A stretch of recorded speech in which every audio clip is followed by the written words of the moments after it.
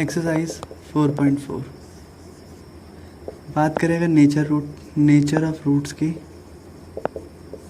सो बताया था जो डी होता है उसकी 3 वैल्यू आती हैं। एक तो होता है D is greater than 0 and D is equal to 0 and D is equal to less than 0। ठीक है, ये ग्रेटर है, यहाँ पर आएगा। ठीक, अगर डी की कोई पॉजिटिव वैल्यू है, फॉर एग्ज़ाम्पल डी एक 3 है, यानी कि 0 से बड़ा है, कुछ भी हो सकता है।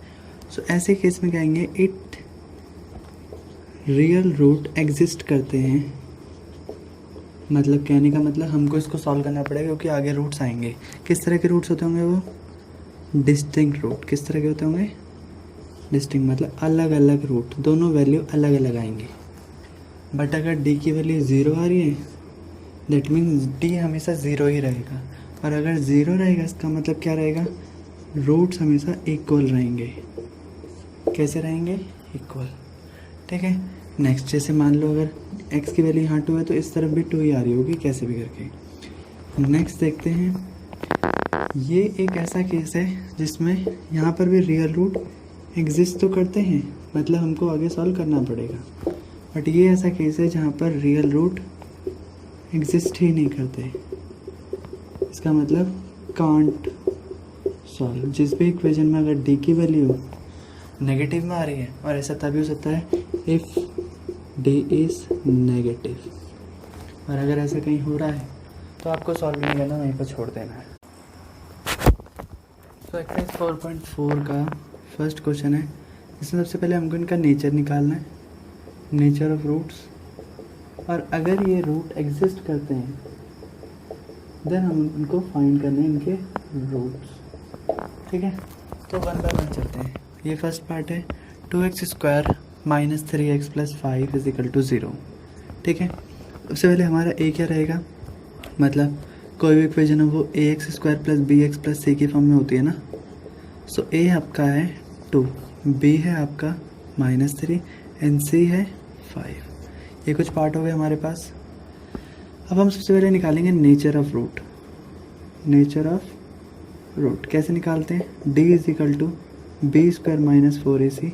चेक करेंगे b कितना हमारे पास? -3 का स्क्वायर, 4 इंटू में 2 इंटू 5, 9, 4 2 जा 8 5 जा 40 आएगा -31। यहाँ पर जो d की वैल्यू वो क्या आ रही है? Negative. Since d is less than 0 so real root cannot exist। तो ये आगे सॉल्व ही नहीं होगा। सेकंड पार्ट पे चलते हैं हम। वही सेम कहानी है, X square plus B X plus C is equal to ये। यहाँ पर a है आपका 3, b है -4 √3 एंड c है 4। ठीक, सबसे पहले हम निकालेंगे nature of root. Nature of roots क्या होता है हमारा nature of root? d is equal to B square minus 4ac। So b कितना है आपका? -4 √3 का स्क्वायर, -4 इंटू में a है आपका 3 एंड b है आपका 4। अब 4 का स्क्वायर होता है 4 4 जा 16, √3 का स्क्वायर होगा 3 माइनस यहाँ पर भी 48, यहाँ पर भी 48 माइनस 48। सो आपका d जो हो गया वो क्या हो गया? इक्वल टू 0 हो गया। इस केस में क्या रहेगा? इक्वल रूट्स आएंगे। कैसे रूट आएंगे? Equal roots. और यहाँ पर बता भी देना यस रियल रूट एग्जिस्ट। पूछा था ना, नेचर ऑफ रूट बताओ, एग्जिस्ट करता है नहीं करता है बताओ, देन फाइंड करो। तो फाइंड करना है तो roots are -b plus minus √d upon में 2a। सो -b आपका है -4 अपॉन में √3 प्लस √d आपका 0 अपॉन में 2a, 2 इंटू 3। सो यहीं स्टार्ट कर देते हैं। सो माइनस और माइनस होता है प्लस 4 √3 अपॉन में 2 3 6 कटेगा 2 2 3 तो आएगा आंसर 2√3 अपॉन में 3। तो ये हमारे आ गए रूट्स। ठीक है, दोनों ही सेम रहेंगे, 2√3 अपॉन में ये और ये भी, क्योंकि दोनों ही बराबर रूट होते हैं इसलिए एक ही वैल्यू 2 बार मिला है।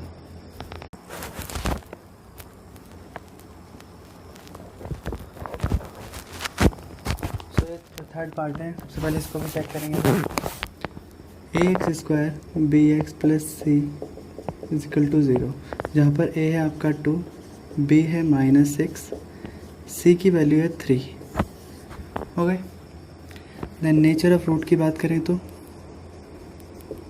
नेचर ऑफ रूट्स है आपका d is equal to b² minus 4ac। So b है आपका -6 का स्क्वायर, 4 इंटू में a, 2 इंटू 3, 36 माइनस 4 2 जा 8, 8 3 जा 24,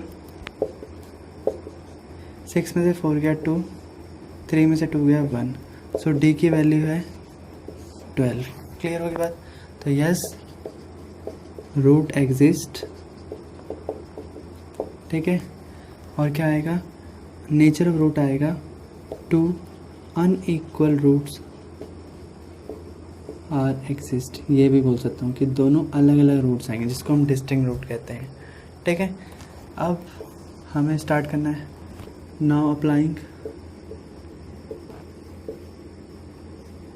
क्वाड्रेटिक फॉर्मूला।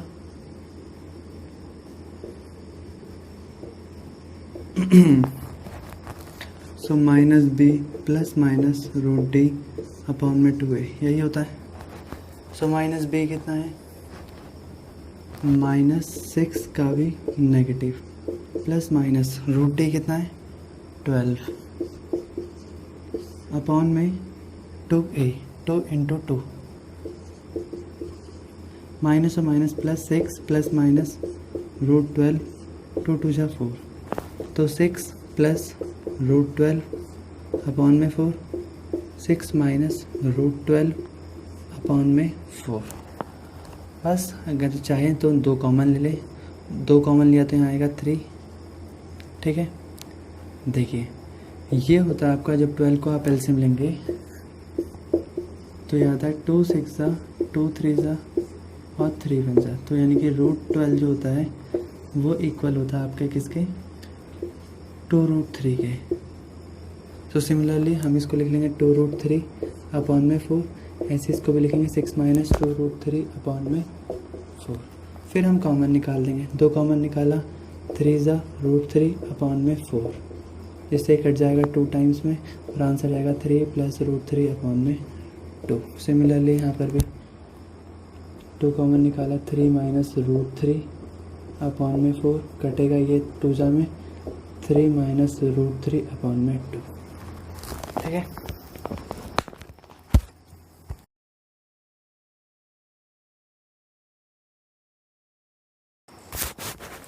अगर सेकंड क्वेश्चन पढ़ेंगे तो उसमें लिखा है फाइंड द वैल्यू ऑफ के। इनमें ये जो क्वेश्चन है ये फर्स्ट पार्ट है और ये सेकंड पार्ट है। इनमें बोला है कि इनकी के की वैल्यू निकालिए अगर जो इनके जीरोज हैं या इनके रूट्स हैं जो वो 2 इक्वल रूट्स हैं। हमें पता है इक्वल रूट्स वाली कंडीशन कब आती है? जब d इजिकल टू 0 होता है। और d कैसे निकालते हैं? Where d is equal to b² minus 4ac होता है। इसका मतलब सिंपल सी बात है, b² माइनस 4ac कितना होगा? 0। बस हमें इन इक्वेशन में b² माइनस 4ac को पुट करके 0 के सामने पुट कर देना है, देन ये अपने आप ही सॉल्व हो जाएंगे। तो स्टार्ट करते हैं। पहले हमारा question a² plus bx plus c होता है, हमें इतना पता है। जहाँ पर a आपका होता है x² के साथ वाला मतलब 2, b क्या होगा? x के साथ वाला यानी कि k, एंड जो c है वो क्या हो सकता है? वो आपका होगा 3। क्लियर है? So d is equal to 0 है, so b² minus 4ac is equal to 0।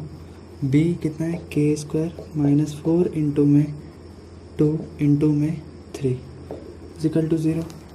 k², 4 2 जा 8, 8 3 जा 24 is equal to 0 and k² is equal to 24 उस तरफ चले आएगा प्लस में, k is equal to √24 plus minus. So 24 कैसे निकालते हैं, एलसीएम निकाल लो। 12 2 से कटा 6 टाइम्स, 2 3 जा 3 1 जा, इसका पेयर बन गया, बाकियों का नहीं बना। इसका मतलब 2 प्लस माइनस 2 रूट 6। सो ये के की वैल्यू आ गई। सेकंड पार्ट पे बात करेंगे अब अगर हम।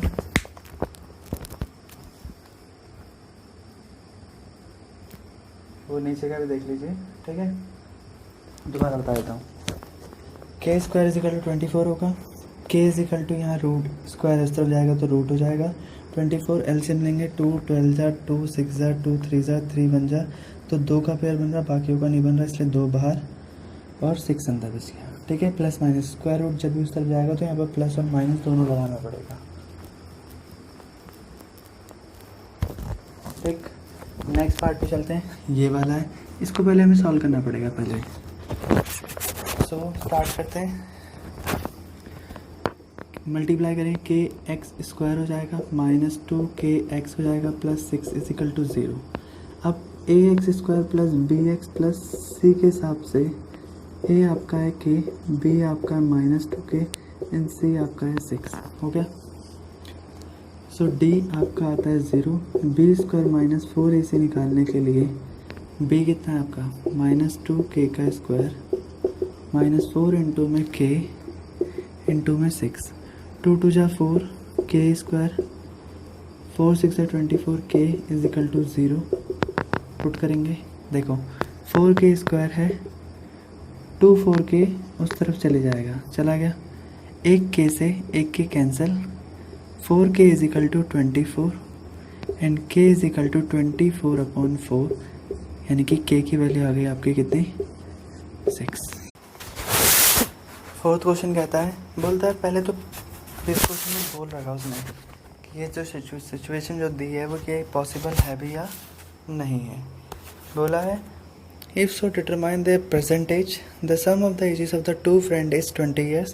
बोला जो दो दोस्त हैं उनकी एजेस कितनी है 20। अगर हम दो दोस्तों को प्लस कर दें, सम ऑफ टू फ्रेंड, तो तब 20 है। तो सम वाला कॉन्सेप्ट क्या कहता था कि किसी एक को क्या कर लो, पहले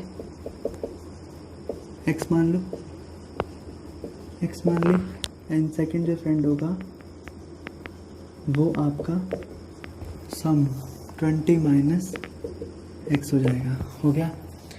अब क्वेश्चन आता है, चेंज होता है, बोलता है कि 4 ईयर्स एगो, 4 साल पहले, अब 4 साल पहले चले जाओ, तो जो फर्स्ट फ्रेंड की एज थी वो हो जाएगी 4 साल कम, और जो सेकंड फ्रेंड था उसकी एज कितनी हो जाएगी 4 साल कम। तो 20 माइनस एक्स ऑलरेडी 4 और कम कर दो तो आएगा 16 माइनस एक्स, आ गया।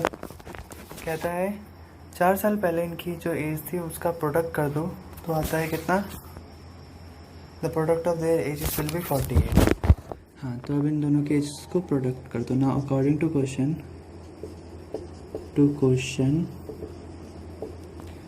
x माइनस 4, इसकी एज और इसकी दोनों को प्रोडक्ट कर दो, कितना आना चाहिए 48, ठीक है। इस x से इन दोनों को मल्टीप्लाई करो, -4, फिर इससे इसको मल्टीप्लाई कर दो, 16x minus X square minus 6 4 64, minus और minus plus 4x is equal to 48, हो गया। Minus X square plus 16x plus 4x, arrange कर दो ना, जैसे स्क्वायर वाला आगे, फिर इसको इस तरफ, x वाले को इसके साथ, इस नंबर को 64 को इस तरफ, 48 को भी इस तरफ बुला लेंगे, तो -48 इज इक्वल टू 0, हो गया। माइनस एक्स स्क्वायर प्लस 16 और 4 20, x माइनस और माइनस प्लस 8 4 12, एक हासिल 10 11, ठीक है। जब भी आगे कभी साइन चेंज होगा, यहाँ तक इक्वेशन आ गई हमारे पास, एक्स स्क्वायर प्लस 20x -112। हम क्या करेंगे, पहले साइन चेंज करेंगे क्योंकि आगे नेगेटिव है। अब सबसे पहले हमको चेक करना है क्या ये इक्वेशन सही है या नहीं है। तो नेचर ऑफ रूट, क्योंकि वही तो बताएगा हमको कि क्या ये ठीक है या नहीं है। तो हम सबसे पहले लेंगे b² - 4ac। b कितना है, -20 का स्क्वायर, 4 × 1 × 112। तो ये आएगा 400 -112 × 4। 4 2 जा 8, 4 1 जा 4, 4 1 जा 4, 448। तो आएगा आंसर -448, -48। इसका मतलब डी जो है वो आपका -48 है। और ये बता दें कि नो रियल रूट एक्सिस्ट, ये सॉल्व ही नहीं होगा आगे। इसका मतलब सिचुएशन इज नॉट पॉसिबल। ठीक है, ऐसे भी कंफ्यूज कर सकते। क्वेश्चन नंबर 3 कहता है, is it possible to design a rectangular mango grove whose length is twice its breadth. मतलब लेंथ जो है ट्वाइस है ब्रेथ से, लेंथ है ट्वाइस ब्रेथ। सो इसका मतलब ब्रेथ कितनी होगी नहीं पता, तो ब्रेथ को हम ले लेंगे क्या, जो भी छोटा होता है हम उसको एक्स मान लेते, तो ब्रेथ कितनी होगी एक्स। तो लेंथ आपकी हो जाएगी 2x, हो गई। ठीक है, अब इसने कहा एरिया ऑफ रेक्टेंगुलर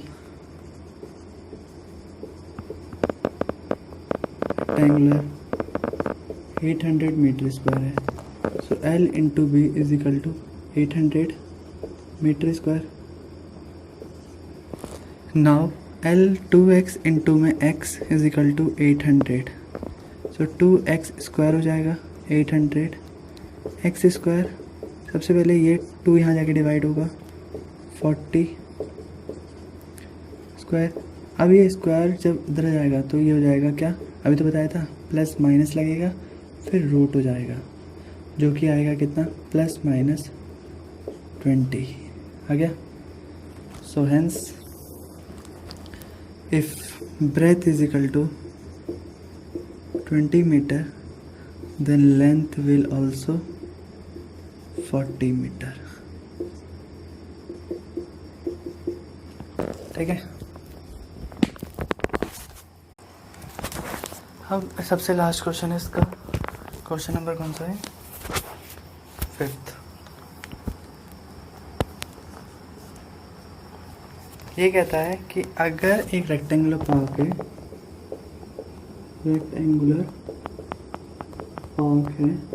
इसका पेरीमीटर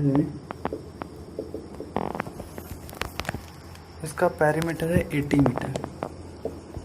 ठीक है, पेरीमीटर कैसे निकालते हैं, 2 × L + B = 80 मीटर।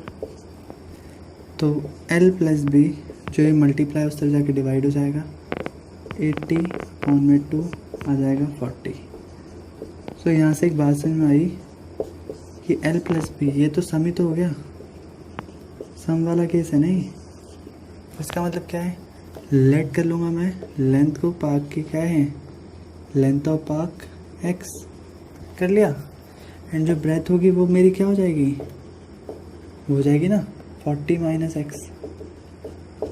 इन दोनों का सम 40 है, अगर एक x है तो दूसरा 40 - x होगा। इतना क्लियर है। सो अब बात करते हैं इनके एरिया की। सो एरिया ऑफ पार्क होगा मेरा कितना है 400 मीटर स्क्वायर। सो क्लियर है, L × B = 400। L कितना है x, 40 - x = 400। 40x - x square = 400। So x square plus 40x minus 400 = 0। इसको भी इस तरफ ले आए। अब सबसे पहले साइन चेंज करो, हो गया। अब ये तो कोई भी कर देगा, -20x plus 40 400 पेयर बनाएंगे x minus 20 minus 20 x minus 20. So x minus 20 and x minus 20.